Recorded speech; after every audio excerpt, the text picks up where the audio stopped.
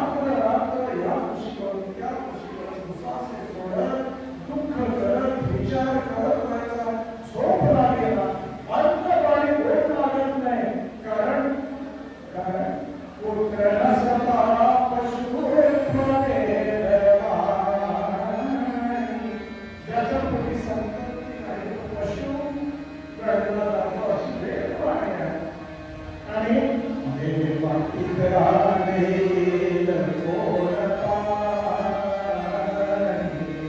देवा पेत्राला पाणी देण्यासाठी कोणीतरी असायला हवं. तोच राजा चिंतातूर आहे. सुखनेली राजभुवन सुखनेली सिंहासन सुखनेली भोगस्थान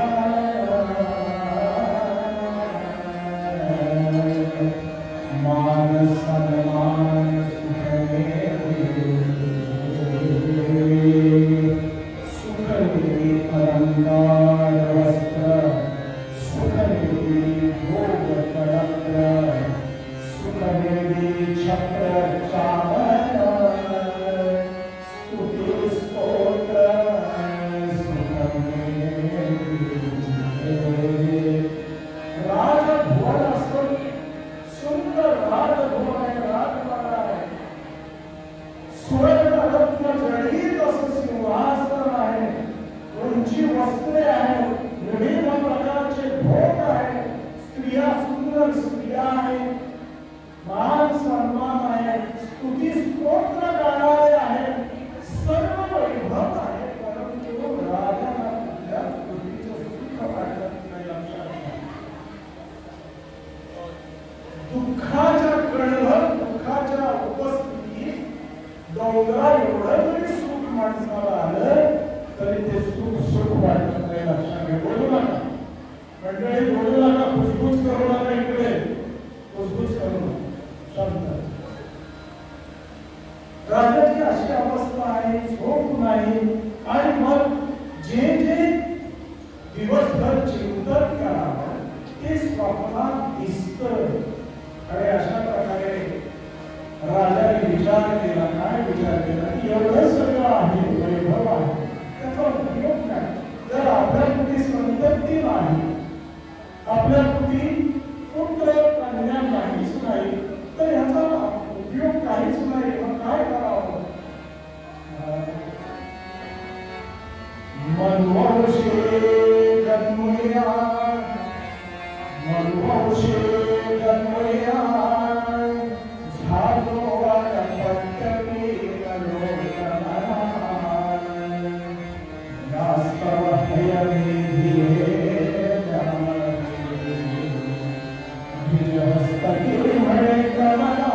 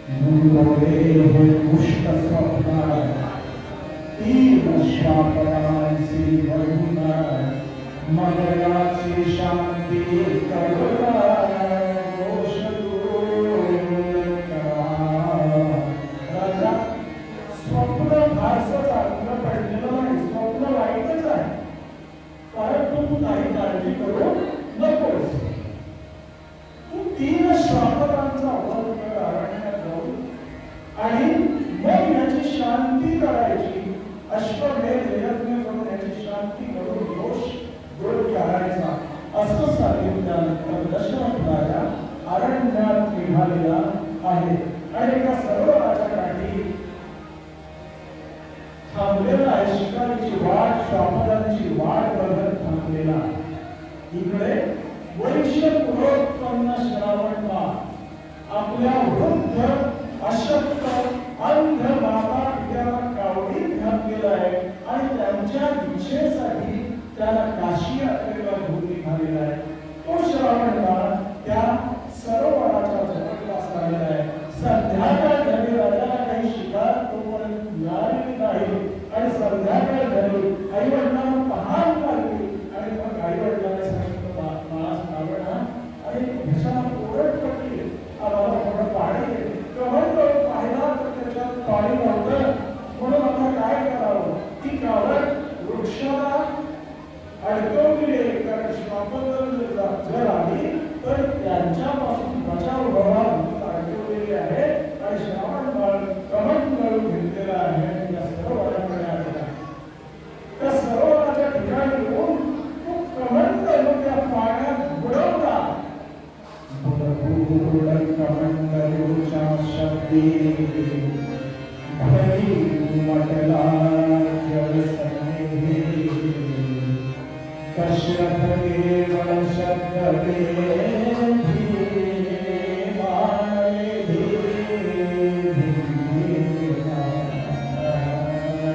आणि तो कमंडलू पाण्यात बुडवला आणि पाणी शिरताना बुडबुड बुडबुड बुडबुड असा आवाज झाला. दशरथ राजा हा शब्द वेळी होता, अंधार पडलेला आहे आणि अशा वेळी त्या आवाजाच्या दिशेला नेम धरलेला आहे दशरथ राजाने. होता कमंडलू ध्वनी, होता कमंडलू ध्वनी, राजा परिसूनी समक्ष बाण, सोडी श्रावण हृदये, सोडी श्रावण हृदये, तत्काळ पाहतील भोपाळ.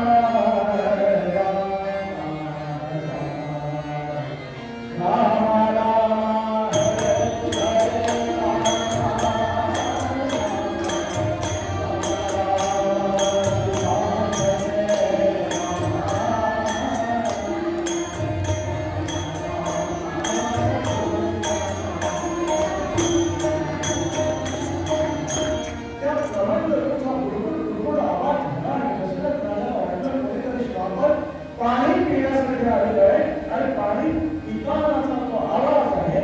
म्हणून हा राजा दशरथ शब्दवेधी असल्यामुळे त्या आवाजाच्या दिशेने बाण सोडला आणि तो श्रावणाच्या काळाला हृदयात शिरलेला आहे. तो हृदयात शिरल्यानंतर श्रावण म्हणतो, सौभाग्याचा भान करीत आला नामस्मरण, हृदय निवारे संपूर्ण.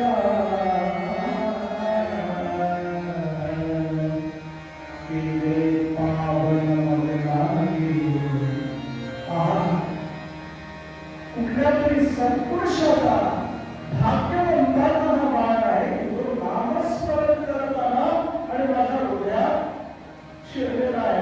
ऐकूया दशरथ राजाच्या काळजाचं पाणी झालं. दशरथ राजाच्या दिशेने गेला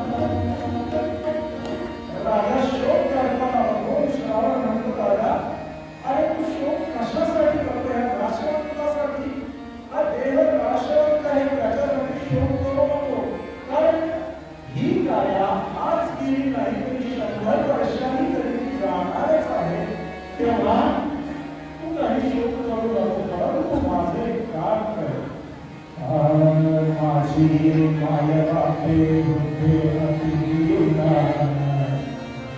कंसी करवी भुगत पान मगनी त्यागी प्राण सत्यनारायण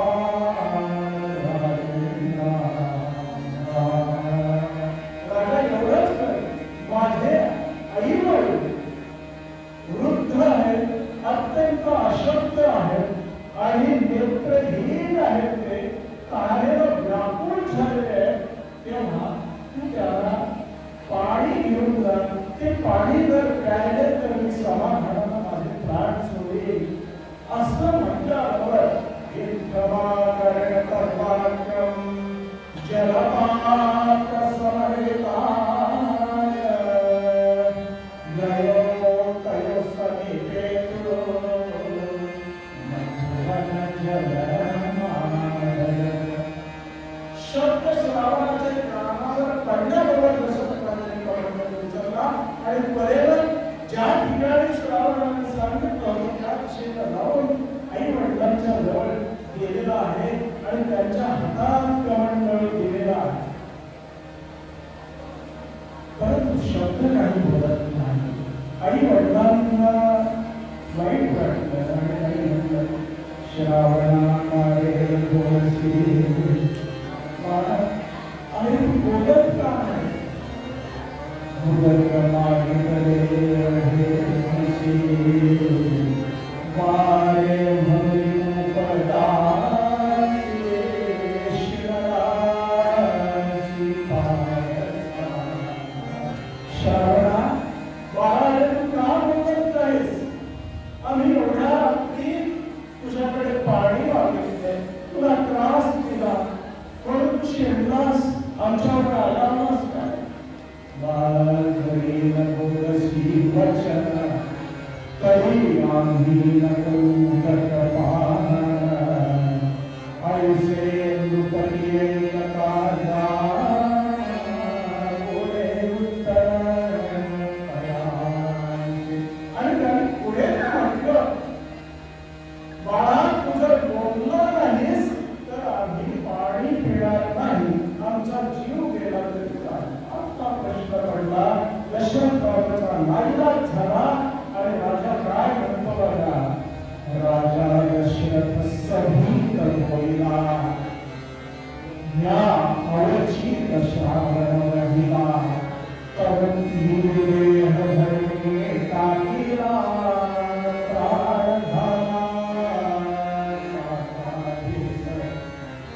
तेव्हा बोलणं भाग पडलं आणि त्याने म्हटलं मी तुमचा श्रावण काळ नाही, माझ्याकडून अनवधानाने तुमचा श्रावण काळ मारला गेला असं ऐकल्याबरोबर त्यांनी ओळख घेतलेली आहे.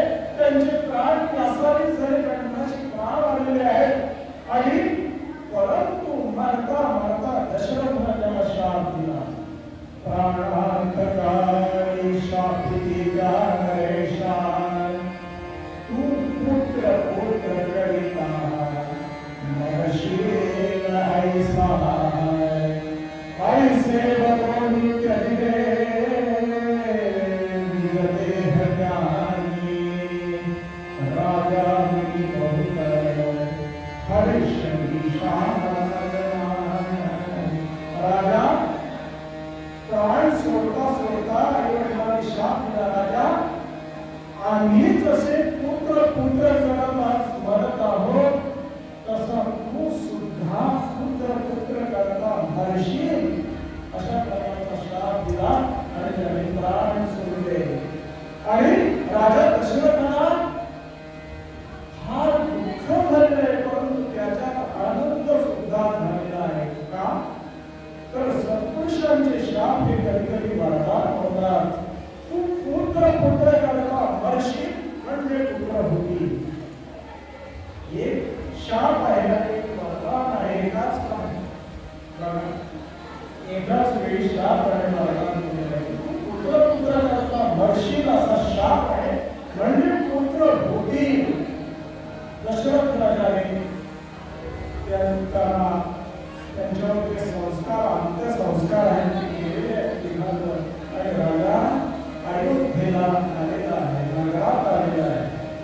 अयोध्ये निरून्या अयोध्ये सामे वदन्तो तते गुरुते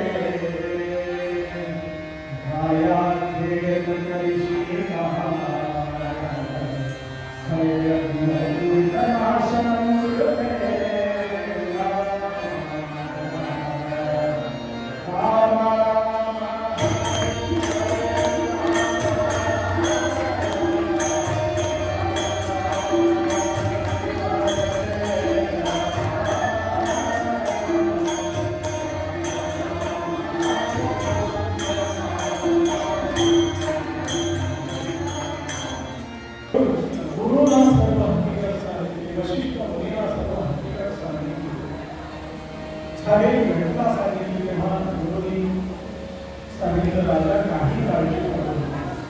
अश्वमेध यज्ञ पुत्र काढण्याची यज्ञ आणि त्यामध्ये सर्व जी पाप आहेत त्याचं निरसन होऊन जाईल तेव्हा हे यज्ञ करण्यासाठी ऋषशृंग मुनीला आपल्याला आणायला हवं. त्यांच्या आचार्यत्वाखाली हा यज्ञ व्हायला जननार्दनंदनाचा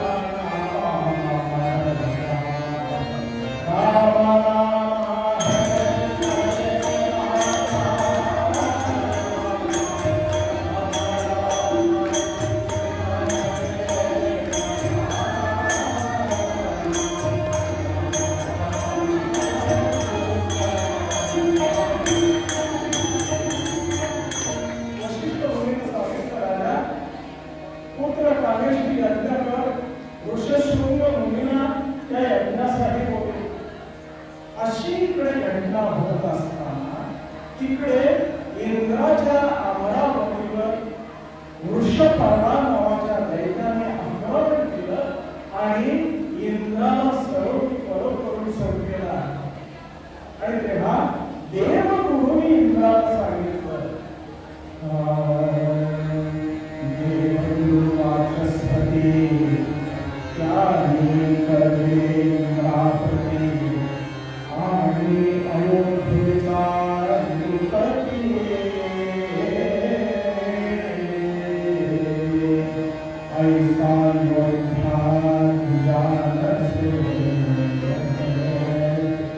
इंद्राला सांगितलं बृहस्पतीने की देवेंद्रा जर युद्ध जिंकायचं असेल तर अयोध्येचा राजा दशरथ आपल्या मदतीसाठी यायला हवा. असं ऐकल्याबरोबर इंद्राने रथच पाठवून दिलेला आहे. मातली नावाचा सारथी आहे त्याला रथ घेऊन दशरथ राजाकडे पाठवलेला आहे. मग तो मातली हसते पाठवी रथ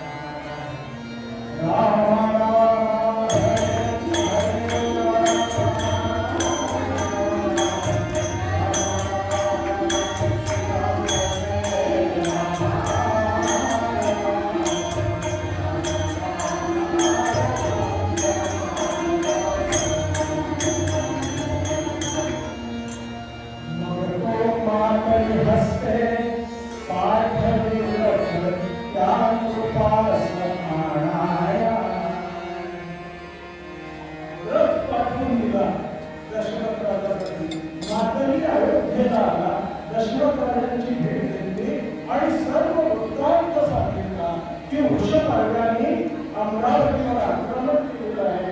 तेव्हा देवेंद्रांची अशी इच्छा आहे आणि बृहस्पतींची सुद्धा तीच इच्छा आहे की पुढे देवांच्या साह्याने युद्ध होईल यावं. अन्यथा त्याचे परिणाम तुम्हालाही भोगावे लागतील. काय भोगावे लागतील?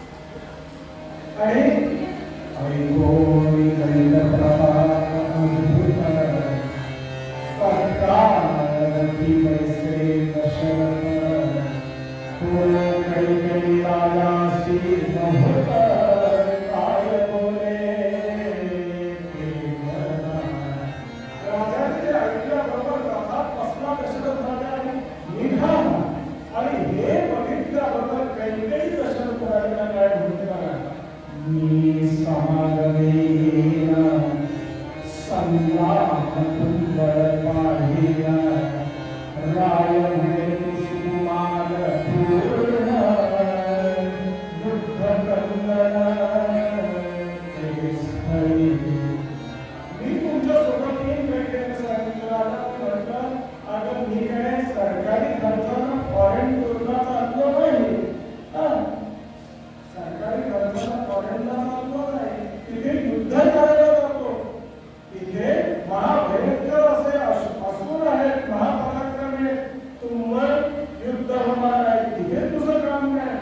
तर तिला काय म्हटलं, तुम्ही सवे असता गज प्रिय नाही तत्परा ऐसा बोल तिचा ऐकता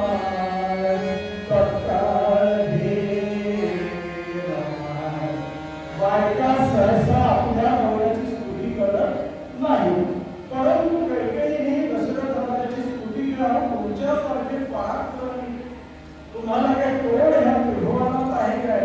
तुम्ही असताना मला भीती कसली?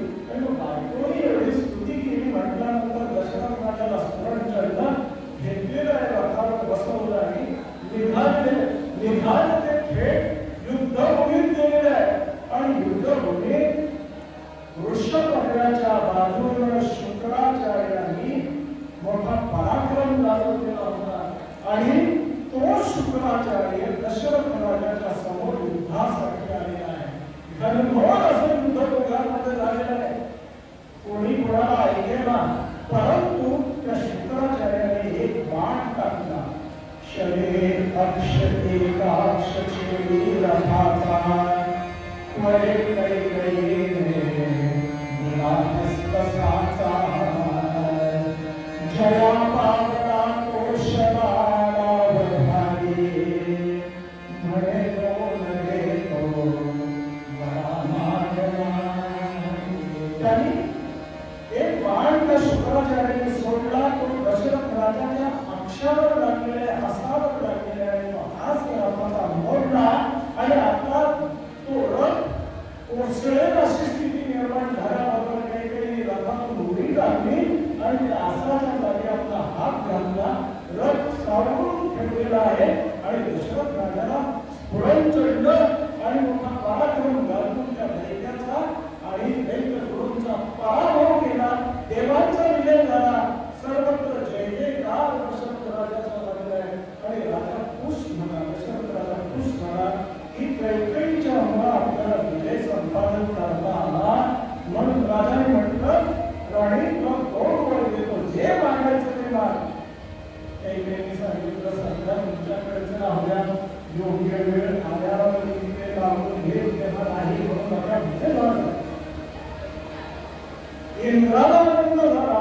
बहुत सुख सुरेंद्रा गौरवी तो नरेंद्रा कनक वसनरत्ने कसे राजपुत्रा सुरगुरदाने पुष्करोगे दयासी त्रिभुवनपति पुत्रा तुझी निश्चयेशी. इंद्राला रत्न वस्त्र सुवर्ण मुद्रा वगैरे बराच ऐवज देऊन दशरथ राजाचा गौरव केला आणि देवगुरु सुद्धा आनंदित होऊन दशरथ राजाला आशीर्वाद दिला की त्रिभुवनपति पुत्रा त्रिभुवनाचा सांभाळ प्रतिपाल करीत अशी येते असा आशीर्वाद दिला. परंतु त्यासाठी तू पुत्र कामेष्टी लग्न कर आणि ते सुद्धा तो यज्ञ सुद्धा ऋषशृंग मुनींच्या आचार्यत्वाखाली कर. परंतु तो ऋषी मोठा विरागी आहे, तो असा तसा येणार नाही. तेव्हा इथल्या अप्सरा घेऊन जा. इथले पाचारी देवांना पाठवल्या अयोध्या. तरी पुन्हा तोडत लागलेले महोत्साह घरोघरी चालू झालेला आहे. आता सर्व झालं. आता जे मुख्य काम आहे ते करायला पाहिजे. पुत्र कामेष्टी यज्ञ करायला पाहिजे. त्यासाठी ऋषशृंग मुनी आणायला पाहिजे. महाराज सिंह साये बैठे अंतर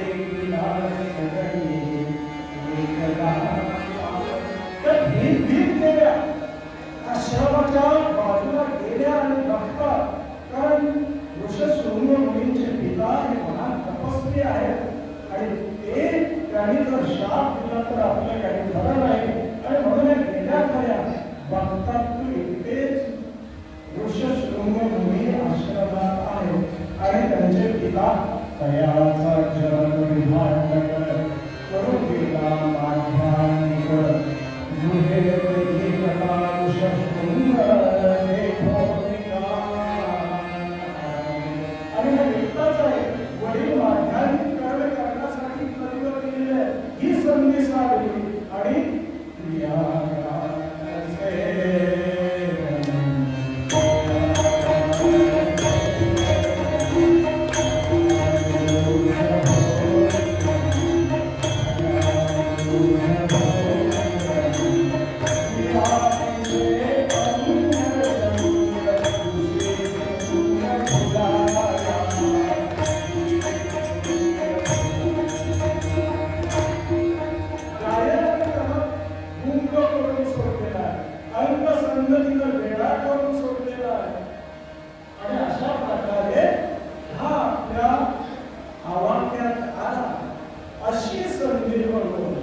त्यांनी नृत्य चालू केलेलं आहे. निर्जर वनिता गया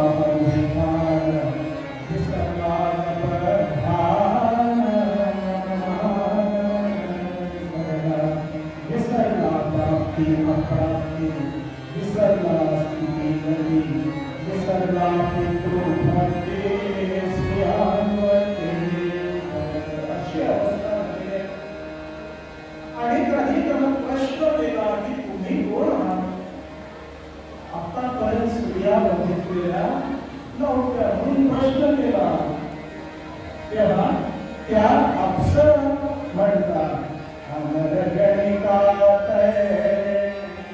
मदती तत्व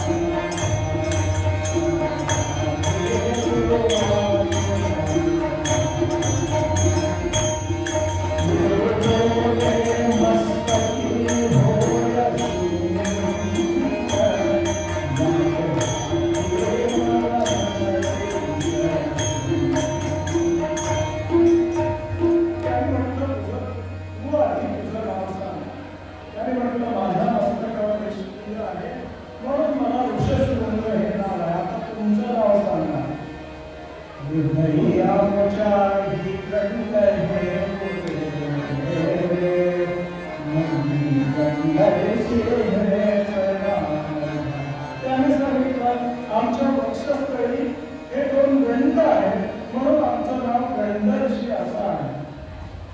हा कामाला झालेला आहे तस्या आणि त्याने सांगितलं आता या सर्व गोष्टी असू दे आम्ही आम्हाला आता उशीर झालेला आहे तेव्हा आम्ही जातो. ऋषशृंगाची अवस्था वेड्यासारखी झालेली आहे.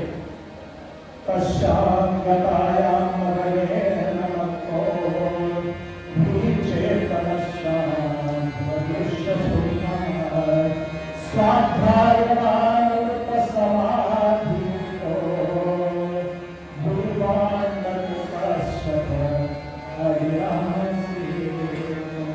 जो नित्य वेद अध्ययनामध्ये रत असलेला असा विधांडक मुनी आहे. ते विधांडक मुनी हे ऋषशृंगाचे पिता आले आणि हा वेड्यासारखे चाळे करत आहे. ठिकाणी म्हटलं का मोठे तपस्वी आले होते पण ते काही न खाता पिता निघून गेलं. आणि म्हटलं तू थांबून का घेतलं नाही ते तसेच गेले. अशी वेळासारखी अवस्था झाली. पण दुसऱ्या दिवशी ह्या अप्सरांनी आणि सुमंत प्रभावाने संधी साधली आणि आश्रमावर आले. विभ्रांत पुरुष स्नानाला गेल्यानंतर त्यांनी परत गायन करणे चालू केलं. क्षमा स्त्रियांची संगती वनवासी होय वशवर्ती जे मुक्त स्त्रियांचे त्यांची निर्गती कैसे हो. क्षणभर संगत लावली स्त्रियांची पण काय अवस्था झाली वशशृंगाची. एवं स्त्रियांची संगती वशशृंग झाला वशवर्ती भूलोया स्त्रियां प्रत्येक आणि त्याला बुधला हा अयोध्येला येऊन पोहोचलेला. अयोध्याहून अयोध्या पुरवून दशरथला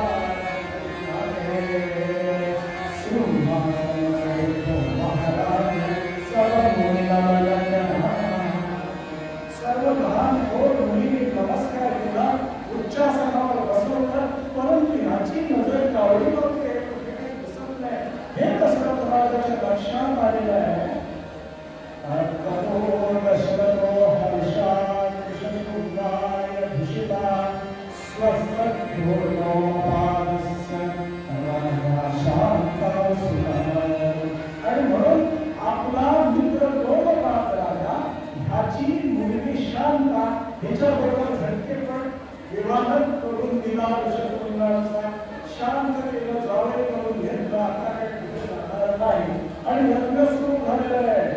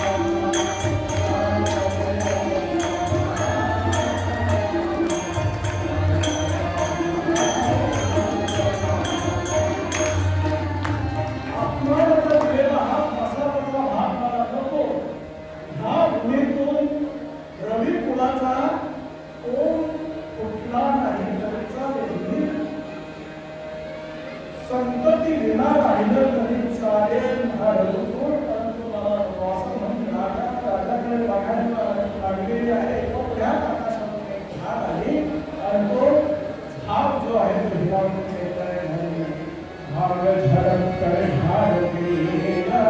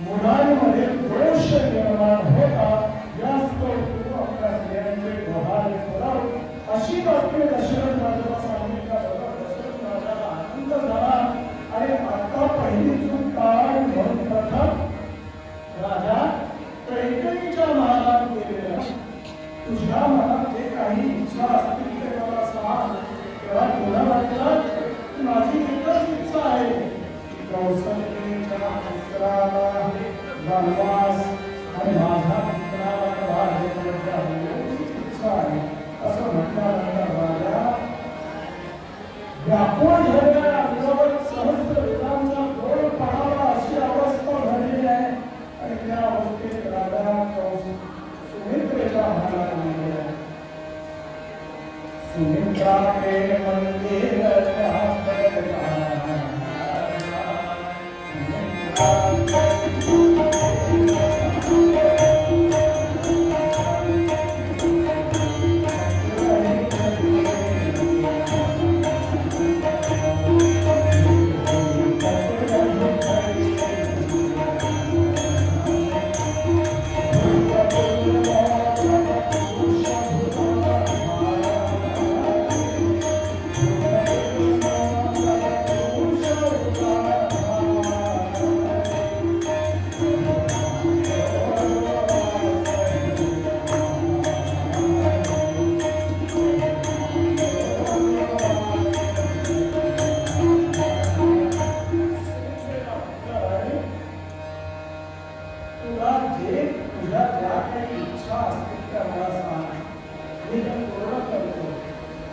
तिच्या महाराज गेल्यानंतर ते हात जोडून उभी राहिलेली आहे आणि राजाची पूजा केली आहे तांबूळ विडा दिलेला आहे राजाला गंधर्वपदी पुष्पांची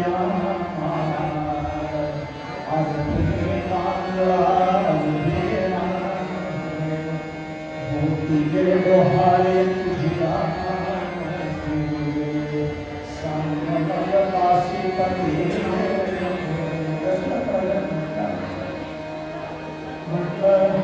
कौशल्येच्या नंदनास्तीच सेवा फुलं वाटून झाल्यावर मला सांगा फुलं वाटून झाली तर सांगा माझ्या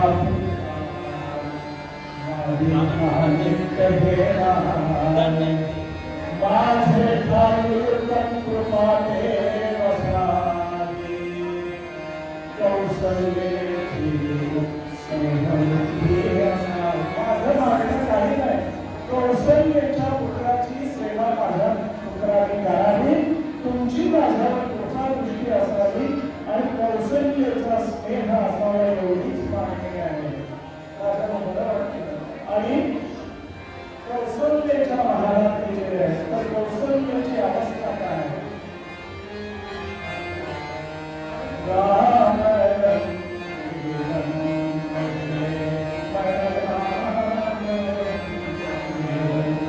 काही बोलायला झाले ना, नभरेची काही शिकाय झाले, धोटे झडपिये निसैसे. तिला भुतानं तर झडपलेलं नाही.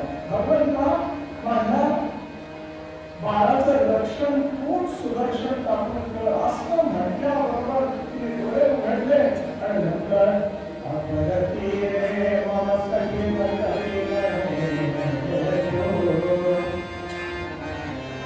माझी वानर सेना समुद्रावर सेतू बांधून पलीकडे येईल आणि त्या रावणाचा नाश करेल. असं ऐकल्याबरोबर वशिष्ठाने सांगितलं, वशिष्ठ म्हणे भाग्यश्रेष्ठ मोठा राहू वैकुंठ. राजा साक्षात वैकुंठनाथ तुझ्या पोटी येत आहे. म्हणून कौसल्या उद्धत झालेली आहे, तेच पसरलेलं आहे. आणि अशा प्रकारे सर्वांनी सावरला भगवंताचा अवतीर्ण होणार आहे. आपण रघुपती राघव राजा म्हणून आणि सीतापती रामचंद्र महाराज की जय म्हटल्यानंतर भद्र टाकायची. 9 महिने 9 दिवस पूर्ण झाले. चैत्रमासी सीते पक्षे चैत्रमासी शुक्ल पक्ष मध्यान्ह नवमीचा दिवस तोडावया फळपाश जगन्निवास.